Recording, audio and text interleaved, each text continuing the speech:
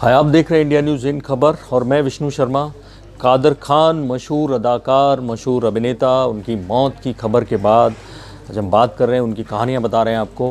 कैसे वो काबुल से आए उनके 3 भाइयों की मौत के बाद, कैसे बॉम्बे में सेट हुए उनके माँ बाप और उनमें तलाक हो गया गरीबी के चलते, और गरीबी में ही माँ ने दूसरी शादी की और स्टेप फादर कुछ कमाता नहीं था।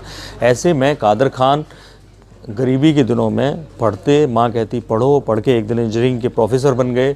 लेकिन उससे पहले वो लगातार, उनकी माँ उन्हें कहती मस्जिद जाओ, वो जाते तो बगल के कब्रिस्तान में चले जाते और लोगों को जिनको वो देखते उनकी एक्टिंग करने की कब्रिस्तान में कोशिश किया करते थे, और वहाँ अक्सर रात में उनके चिल्लाने की आवाज़ आती, वो वहाँ पे प्रैक्टिस किया करते थे। तो ऐसे में हुआ ये कि एक दिन उन्हें खबर मिली, घर पे आए कि माँ खून की उल्टियाँ कर रही हैं। उन्होंने माँ से पूछा कि क्या है। माँ ने टालने की कोशिश की, वो डॉक्टर के पास गए, डॉक्टर नहीं आया। डॉक्टर को ज़बरदस्ती उठा के लाए गुंडों की तरह, लेकिन डॉक्टर ने आके बोला कि वो मर चुकी हैं। तो ऐसे में गरीबी में काफ़ी जीवन कटा उनका, स्लम बस्ती में रहते थे। वहीं जब एक बार कब्रिस्तान में वो उनकी एक्टिंग की, मैं कैसे शुरुआत हुई ये मैं बताने जा रहा हूँ। कैसे वो कब्रिस्तान में एक बार ज़ोर ज़ोर से चिल्ला रहे थे, तो उनके बारे में लोगों को दरअसल पता चल गया था कि वो वहाँ कुछ बोलते रहते हैं, एक्टिंग करते रहते हैं। किसी ने एक बंदे को बताया जो ड्रामा स्टेज और इन सब थिएटर से जुड़ा हुआ था। वो आया रात में टॉर्च लेकर, टॉर्च की रोशनी कादर खान पे पड़ी, तो कादर खान से उसने पूछा कि क्या तुम ड्रामा में हिस्सा लेते हो, ड्रामा करते हो, एक्टिंग करते हो। तो उन्होंने कहा मैं नहीं जानता ड्रामा क्या होता है।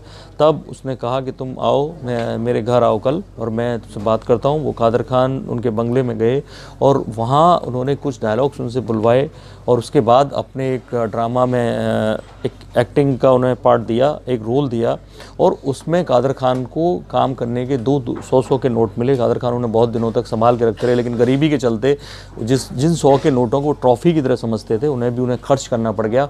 और उसके बाद जब अपने कॉलेज में थे, तब कॉलेज में, क्योंकि वो ड्रामा से जुड़ गए, लगातार स्टेज शोज़ करने लगे, अपने कॉलेज के जो थिएटर उनकी सोसाइटी थी उससे जुड़ गए। तो एक बार दिलीप कुमार उनके कॉलेज में आए और दिलीप कुमार ने उन्हें अपनी 2 फिल्मों के लिए वहीं उनकी एक्टिंग देखकर, एक का नाम जिसमें था सगीना, साइन कर लिया, और एक दूसरी फिल्म थी उनकी बैराग, उसके लिए साइन कर लिया। लेकिन उनकी जो डेब्यू फिल्म थी वो हुई दाग, जो यश चोपड़ा ने बनाई थी राजेश खन्ना के साथ, और दाग में उन्हें एक वकील की भूमिका मिली।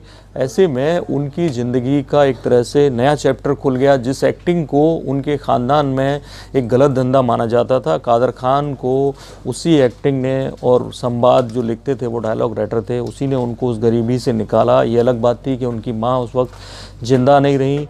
कादर खान की ज़िंदगी का रास्ता तब खुल गया जब रोटी फिल्म के लिए मनमोहन देसाई और राजेश खन्ना ने उन्हें डायलॉग्स लिखने के लिए 1,21,000 रुपये में साइन किया। ये उस वक्त बहुत बड़ी रकम हुआ करती थी।